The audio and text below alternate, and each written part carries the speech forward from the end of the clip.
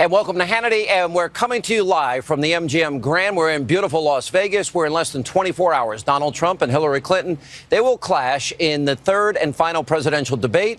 Now, you can see it right here on the Fox News channel. You don't want to miss it. Now, tonight, WikiLeaks has been temporarily shut down after releasing a new round of emails that could do major damage to the Clinton campaign. We'll have all the details tonight, and in just a few minutes, we'll get reaction from Trump campaign manager Kellyanne Conway and Newt Gingrich. But first, after exposing what appeared to be a Democratic plot to incite a lot of violence at Donald Trump's rallies, James O'Keefe's Project Veritas is out with a brand new undercover video tonight that is even more disturbing. Now, this new tape seems to show Democratic operatives discussing ways that they could commit voter fraud on a massive scale. Now, we've reached out to the people and the groups that are featured in these videos, as well as the DNC and the Clinton campaign, all for comment. Now, Scott Volvo told us, quote, "I will not be making further comment. Legitimate news organizations should not be giving them airtime." Why not hear them in their own words? Now, the DNC, they also released a statement earlier today responding to the first video on violence being incited by these groups at Trump rallies by attacking James O'Keefe's credibility and denying that what's shown on the tape actually occurred. And Robert Creamer from Democracy Partners, in a statement, he said he would be, quote, stepping back from his campaign commitment, saying he did not want his presence to be a distraction. He also added, quote, "We regret the unprofessionalism and careless hypothetical conversations that were captured on hidden cameras of a temporary regional contractor from our firm. And he is no longer working with us." Now, while none of the schemes described in the conversations ever took place, these conversations do not at all reflect the values of Democracy Partners. And Cesar Vargas, in a Facebook post, he called it a conspiracy video. Here now with reaction, Donald Trump's campaign manager, Kellyanne Conway. You know, I think the thing that we've got to focus on, and this was on the tape yesterday, is that the money, follow the money, always important, because the campaign, Hillary's campaign, pays the DNC. The DNC pays Democracy Partners. Democracy Partners pays the Volvo Group, and they go out, incite violence, lie to the American public on a grand scale, creating a false narrative that Donald Trump supporters and Donald Trump are violent. They got away with it with 3 weeks to go in the campaign. And on top of it, today we learned what? There is widespread planning and scheming for voter fraud. What's your reaction to all this? Well, once again, Donald Trump was ahead of his time, Sean. He's been talking about this for the last couple of days. People have been criticizing him. He has no evidence. And here we see it goes right to the top. And I know Hillary Clinton's in hiding for 5 days or so with 22 or so days to go. But it would be nice if she put out a very strong statement condemning these acts, condemning this type of behavior. Talk about a different kind of pay to play. This all tells us one thing, whether you look at WikiLeaks, the FOIA requests, whether you look at what's happening with Project Veritas, it's that they just can't win fairly and squarely. Can't you just go out there and tell America, this is my vision on healthcare, ISIS, the economy, growth, immigration, corruption? She can't do that. Her entire campaign is about Donald Trump. And then they run into problems like this because they're actually paying people to incite violence. Do you remember that Donald Trump had to cancel a rally in March? And they're bragging that they did it. They're bragging about it. And now but that was that people's lives were in danger that night. I was on the air. But they're interfering with democracy. And we know there are dead people registered to vote. We know there are dead people still voting. I mean, when Donald Trump says this, he mainly means what's happened in the past. And he also means that we just saw from these journalist contributions this week, 96% of the donations from working journalists went to Hillary Clinton. 4% went to him. What a shock. Numbers don't lie. 27-1. We know that when his accusers came forward, and he's completely denied. He said they're all fabrications and lies. His wife, Melania, last night on a different network said she believes her husband. They're all fabrications and lies. What happened? 56 seconds out of the major network broadcasts, ABC, NBC, and CBS, less than 1 minute was committed to that. 23 minutes was committed to his accusers. 56 seconds, less than a minute to this WikiLeaks. And that means 23 million people heard 23 minutes worth of that. Because they are actually implicating the Hillary Clinton campaign and the DNC. And they are saying that they've created for them, quote, plausible deniability, a, quote, double bind between the actual campaign and the actual DNC. So they have implicated Hillary's campaign and the DNC, and we've got a flow of money, and now we have a check that actually went to one of the That's right. The and I dark want to remind operatives. all the viewers, Sean, I'm sure they know this, but because I work very closely with Chairman Reince Priebus in the RNC and his team on our campaign, the coordination, the joint, what you're able to do is pretty significant. It's helped us a great deal. So the idea that DNC is working apart from the Clinton campaign is just a fiction. That's not true. Everybody's working together. We also know from WikiLeaks that the chair of the DNC was giving the question and answer to Hillary Clinton before one of her town halls. So there's a great deal of by the way, and they fed questions to MSNBC hosts that they would read verbatim. And these working journalists said, hey, if you want to edit anything out of here, if I'm over the line. Oh, that's Politico. That's the New York Times. And so, so excuse Donald Trump if he says, wow, I think there's some collusion going on here. Not everybody and not most people, perhaps. But this is exactly, what does all this mean? All this means with 3 weeks to go, we have the freshest and I would say greatest body of evidence to date of Donald Trump's entire point about the rigged, corrupt system, about a Washington that doesn't work for anybody except money insiders. Especially because there is collusion on another side, too, with the emails. We have now discovered that the State Department and the Justice Department and the Obama FBI. White House, Yes. wait a minute, they were colluding with the Clinton campaign in terms of giving them information early. Obama told the American people, he said to them straight up, I didn't know about this until I read it in the press. Meanwhile, he was emailing Hillary. He was. And then John Podesta suggested, well, maybe we shouldn't turn over those emails, which are under subpoena. That's called obstruction of justice. It is. So you've got collusion on a very high level on all of these issues. And for what purpose? All for political gain and putting everybody's security at risk, national security at risk.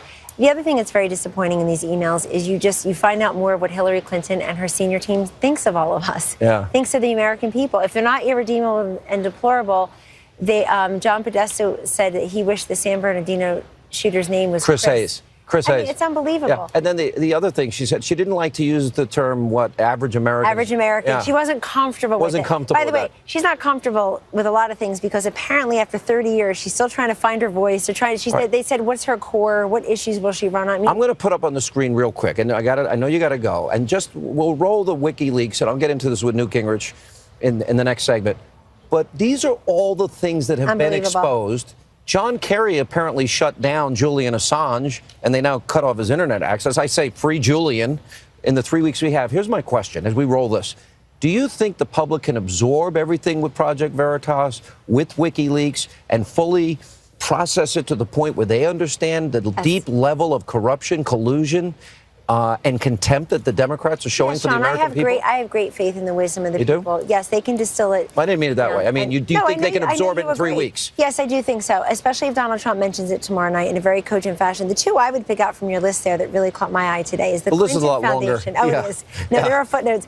More on the website. The Clinton Foundation was paying the men double the amount, and somebody got $346,000 to run a foundation. Wow, that's a lot of money. But double the women, the gender gap, the pay gap by gender at the Clinton Foundation approximated, frankly, the gender gap in pay at the State Department. The other one I wanted to point out to them is they put these VP nominee prospects in food groups, and if you look at the list, it's like the women, the non-politician, the quote white men, the needy Latinos is another part of that. I mean, it's really a disgrace. I was involved when Donald Trump was selecting his vice presidential running mate, and I assure you that that names were mentioned, human beings, the actual people were mentioned, not food groups based on their gender and their ethnicity and their race. I wonder what I'm probably in. I don't know. Probably they put Hannity in the dog food category over at the Clinton headquarters. You're on Hillary's list. You're on a different list for Hillary. Thank you.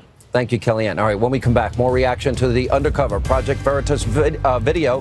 Former Speaker of the House, Newt Gingrich, he'll be here next with reaction to that and much more as we continue live. We're on the Vegas Strip on the eve of this final presidential debate at the MGM Grand. Straight ahead. And about an hour and a half ago, I spoke with the author of the brand new book, destined to be a New York Times bestseller, Treason, former Speaker of the House, Fox News contributor, Newt Gingrich. Take a look. And joining us now, former Speaker of the House, Newt Gingrich is with us. So yesterday, we've got the video and we got the connections where the money comes from the campaign. It goes to the DNC. It goes to the Democracy Project. Then it goes right to these dark arts political operatives that are fomenting, basically violence at Trump events and a false narrative. Now, you watch the tape today, and here they are plainly saying and orchestrating voter fraud on a massive level. What's your reaction to it? Well, first of all, we also now have actual checks cut by the campaign to one of the operatives. So I have a very simple first question. Where is the FBI? Why is the FBI not investigating this? If you have a deliberate, willful effort to foment violence, to break up a presidential campaign, to intimidate voters, where's the Federal Bureau of Investigation? I know Comey's in the tank for Hillary, but he has some obligation to enforce the law, and the FBI should be opening up an investigation of these people right now, including an investigation of the people at the Clinton campaign who were paying these people. Well, let's go through the money where they actually explain it in their own words. It says the campaign pays the DNC pays Democracy Partners pays the Foval Group, and they go out and execute either the intimidation, the violence, or the voter fraud. So I don't even know where to begin here. If Comey hasn't done anything, they're talking about Congress investigating before the election, but you and I both know that Congress is not going to get that job done. Look, I think that Speaker Ryan and Majority Leader McConnell should both, in a direct letter to Comey and to the Attorney General, insist that the FBI now, immediately before the election, investigate this. This is intimidation, which is against federal law. It is a violation of federal election law.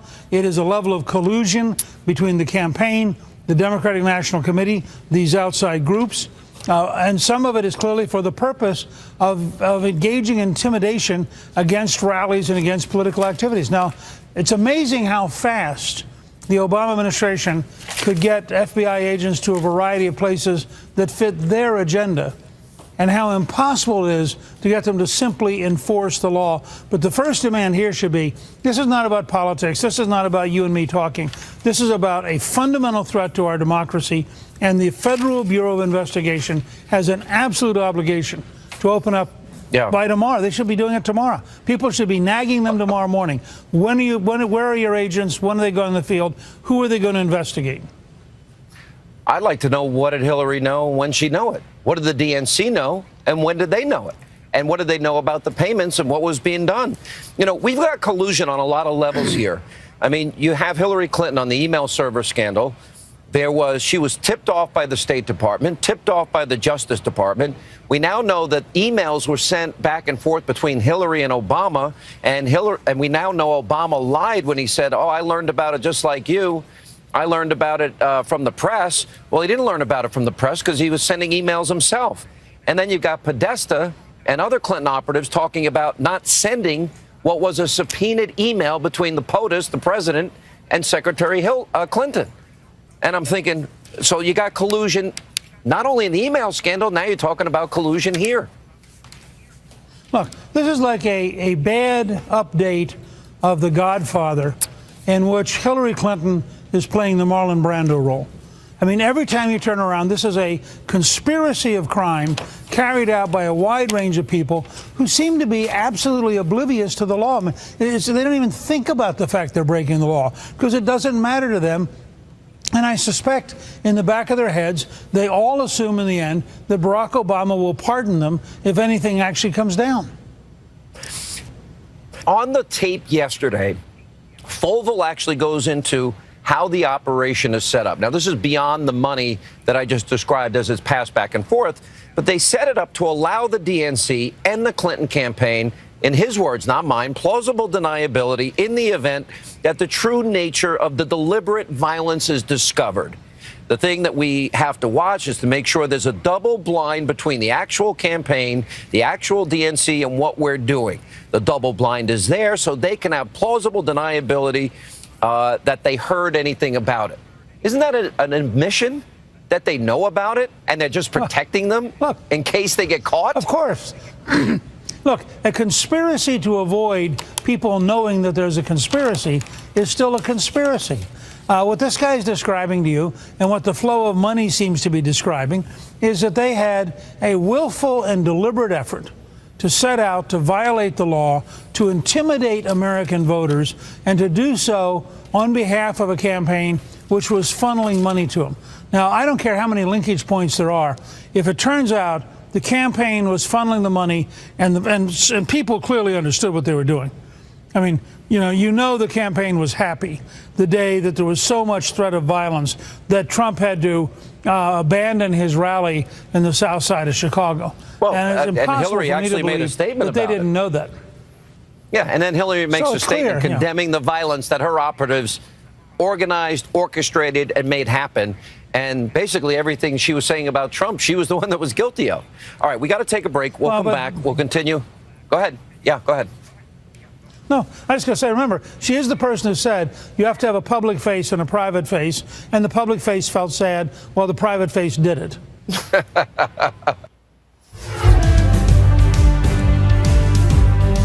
And welcome back to Hannity Live from Vegas on the Strip, the MGM Grand, and we are here ahead of tomorrow's third and final presidential debate. Now, it's all happening in less than 24 hours, and of course, you can watch it right here on the Fox News channel. But first, here's part two of my interview with former Speaker of the House, Fox News contributor Newt Gingrich. So, do you think the Project Veritas tapes, where we've got people literally inciting violence connected to the DNC, connected to Hillary's campaign, and institutionalizing voter fraud at a level we'd never hear anybody ever admit in the past?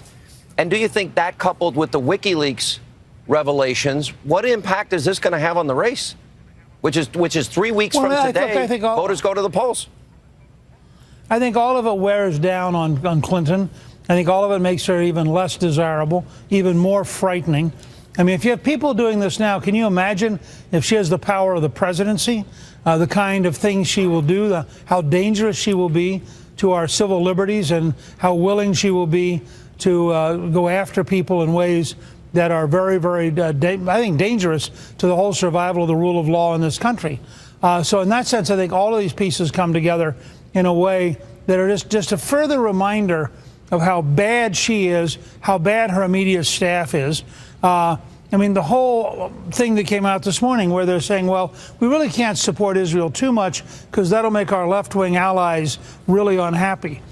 These kind of things come up over and over again, and the more you pull back the mask, the more you realize that the secret Clinton and the secret Clinton team is a really pretty, I think, very frightening system of very radical thoughts, very willing to break the law. When you think of all of the time that the media spent on allegations against Donald Trump, most of which have now been fully debunked, although it took a week, and all the time, while that was happening, simultaneously, all these WikiLeaks are being dropped, the media paid zero attention to it. Now, we do have the latest revelations today, and I'll put that up on the screen with a long list of other things that I think would probably prevent any other person in the country from ever becoming president. The new revelations are simple. Clinton wanted Obamacare to unravel, I assume because she wants a single payer. Podesta called Senator Bernie Sanders a doofus. The campaign found a gender pay gap at the Clinton Foundation. Podesta listed potential VP candidates by racial and gender food groups. And aides thought Obama's remarks about the private server didn't make sense. Now, I'm going to continue to roll all of the earlier revelations that most people don't seem to know, but you can even take it back further.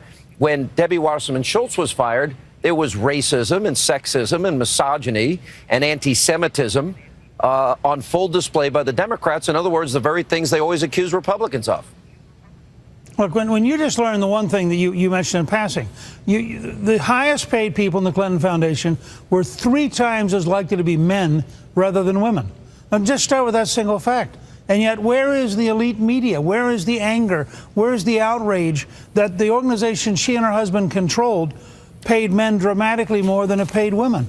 You know, doesn't it? And this goes back to the degree 96% of the money given by reporters to campaigns this year, 96% went to Hillary Clinton. That is a 24-to-1 ratio, and it tells you why you're dealing with this constant barrage of propaganda masquerading as news. But it's not news. It is propaganda designed to undermine Donald Trump, and frankly, his job tomorrow night is to overcome that. You think about it's NBC.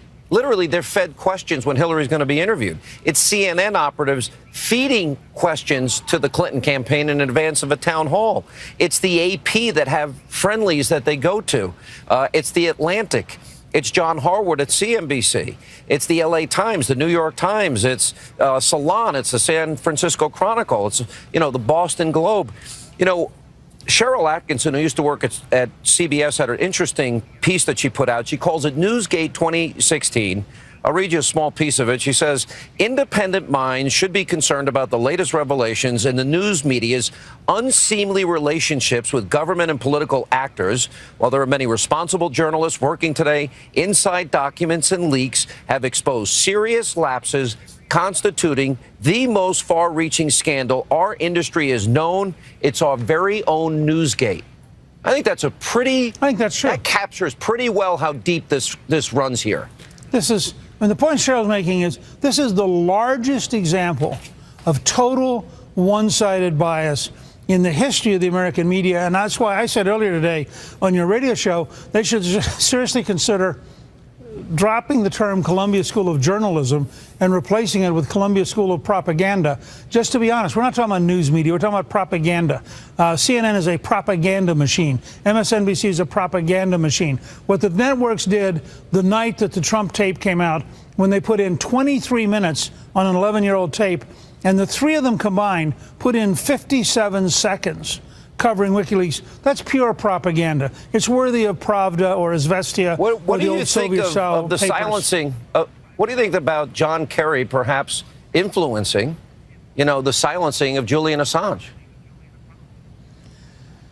Well, I think first of all, it's going to make a really interesting question, because everybody's assumed that this was the Russians and it's Putin and et cetera. If Assange matters that much sitting in the Ecuadorian embassy, then that's because it's Assange.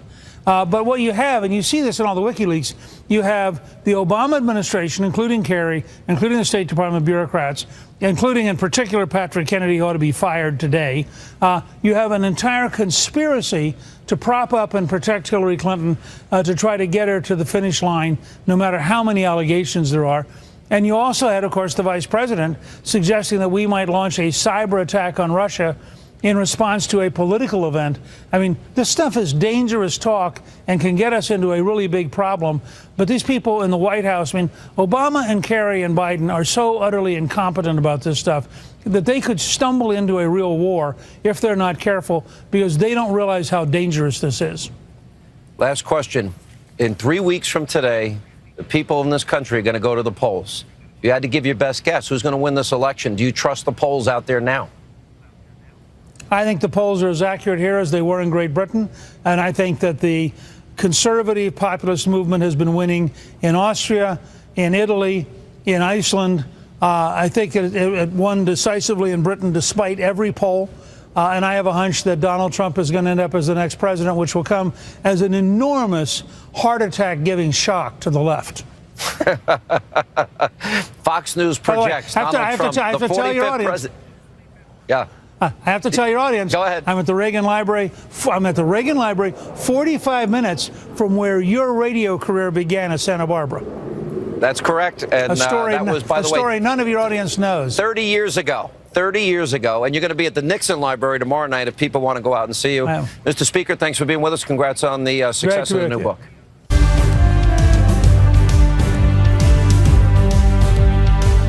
Joining us now with reaction, former Clinton pollster, Fox News contributor Doug Schoen, and Fox News contributor Monica Crowley, who's here with us in Vegas. I always think humor works in political ads. Absolutely, and that was a very effective ad, because part of Mr. Trump's job going into this election is educating the American people of the depths of the sordidness, cynicism, and profound corruption of Mrs. Clinton and her foundation. But they talk about the emails then. Now you got Project Veritas. Then you got the potential.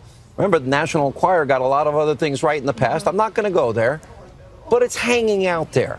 There's got a lot of balls up in the air here now that in 3 weeks could have a major impact on this campaign. I want to make a really important point about the depths of her corruption, because I think everybody sort of knows Mrs. Clinton is deeply corrupt. I think what Donald Trump should do tomorrow night is make a bigger point, which is this. We sort of take for granted in this country fundamentals of our system that now, after 8 years of Obama and Mrs. Clinton, no longer exist. And those fundamentals are a fair and independent Department of Justice and FBI, a free and independent press that's really interested in the truth, and a shared belief in decency. I hate to tell you this, America, but those things no longer exist. And unless we address them now in this election, this country is over. If she's elected, it's over. We're done. If he makes that bigger point about the corrupt rigged system, rather than staying on the particulars, I think that would punch through and grab a lot of voters. Doug, there are a lot of balls as a pollster. Sure. You know, when you got Project Veritas videos that showed the Democrats are paying people to incite violence and create a lie and a false narrative to the American people and scheming about voter fraud. And then you got WikiLeaks and all of those revelations about what a lying phony Hillary Clinton is. I don't think we're going to get a feel for where these polls really are, probably until the week before the election, because I think it's going to take time for the American people to sort through the voluminous information we're talking about here. Well, and that is the challenge facing the Trump campaign, Sean, because when there's so much stuff out there that they could theoretically use, unless they're focused, and in my mind, they do best talking about immigration and free trade, her flip-flops, her private and public position. I think she's going to do less well if he emphasizes issues and corruption generally, as you suggested, rather than throwing the kitchen sink at her. What do you think, Monica? Well, I think he's got to do a couple of things tomorrow night, because this is really his last shot in front of most of the American people. He's got to keep the focus on the country and the future of the country and the American people, which is why he got into this race to begin with. He has to put her on the defensive with all of these new WikiLeaks disclosures that show the depth of the corruption. It's going to take him a month to memorize it all. Well, all he needs is a couple of real bullet points about the collusion with the media to protect her candidacy, and the collusion to obstruct justice on the Benghazi emails, and the fact that she took tens of millions of dollars, as did her foundation, knowing that Saudi Arabia and Qatar were funding ISIS. Well, funding ISIS and abusing women, gays, lesbians, Christians, and Jews. Absolutely. But while he prosecutes the case against Mrs. Clinton, he also has to find a way to lay out his positive pro-growth economic It's agenda. a balance. I agree with that. All right, Doug, last question.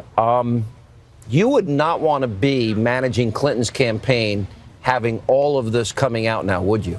Well, it's a challenge, but Sean, unless Donald Trump can discipline his message in the way that you and Monica have suggested, if he tries to throw everything at Hillary, the only person who'll win is Hillary. So the bottom line, as I see it, for tomorrow, is Hillary's going to want to encourage Donald to be all over the lot. If she does that, even if it smells bad and looks bad, she'll come out okay. All right, we'll see. Right. 3 weeks. Thank you. I love you too. 3 weeks from 3 weeks from today, you, the American people, get to decide in an important election. Monica, thank you. And coming up, Larry Elder, Geraldo Rivera, they are here with more of a debate preview as we continue live from the MGM Grand. We're on the Strip. We're in Vegas, and we'll continue. Ben is on TV. Look at that.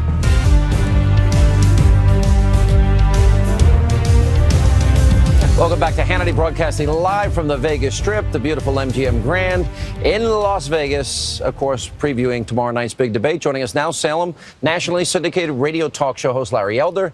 And you see this guy here?